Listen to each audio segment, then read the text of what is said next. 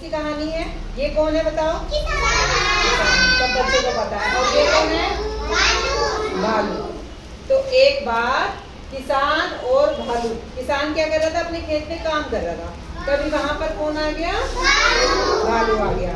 और भालू को देख के किसान डर गया। किसान ने भालू से कहा कि मुझे मत मारो और जो कहोगे वो मैं तुम्हें दे दूंगा। तो भालू ने क्या कहा? भालू ने कहा कि जमीन के ऊपर की फसल मेरी और नीचे की तुम्हारी। किसान ने कहा ठीक है, जमीन के ऊपर की फसल तुम्हें दे देंगे और नीचे की। अब किसान की चतुराई देखो। किसान ने क्या किया? आलू बो दिए। आलू कहाँ होते हैं? जमीन के अंदर होते हैं, है ना? और ऊपर आते हैं पत्ते। अब पत्ते दे दिए भालू को और आलू किसके हो गए? किसान ने कहा लो अपनी फसल। अब भालू को बहुत गुस्सा आया। भालू ने क्या कहा? देखो, अब भालू ने क्या कहा? अगली बार क्या बोना है? कौन सी फसल लेगा वो बताएगा भालू। अब भालू ने कहा फिर किसान से कि अब की बार ऊपर की फसल, नीचे की फसल मेरी और ऊपर की तुम्हारी। क्या कहा? नीचे की फसल मेरी और ऊपर की। अब की बार किसान ने वो दिमाग लगाया। क्या सोचा? क्या सोचा? क्या सोचा? Very good.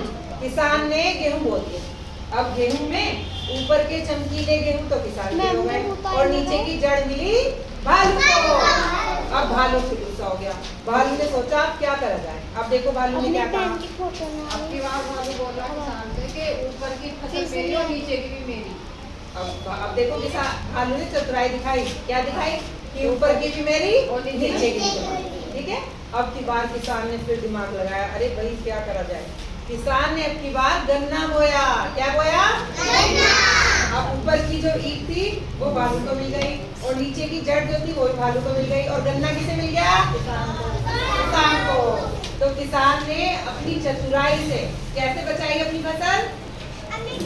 चतुराई से अपनी फसल को ताली बजाओ।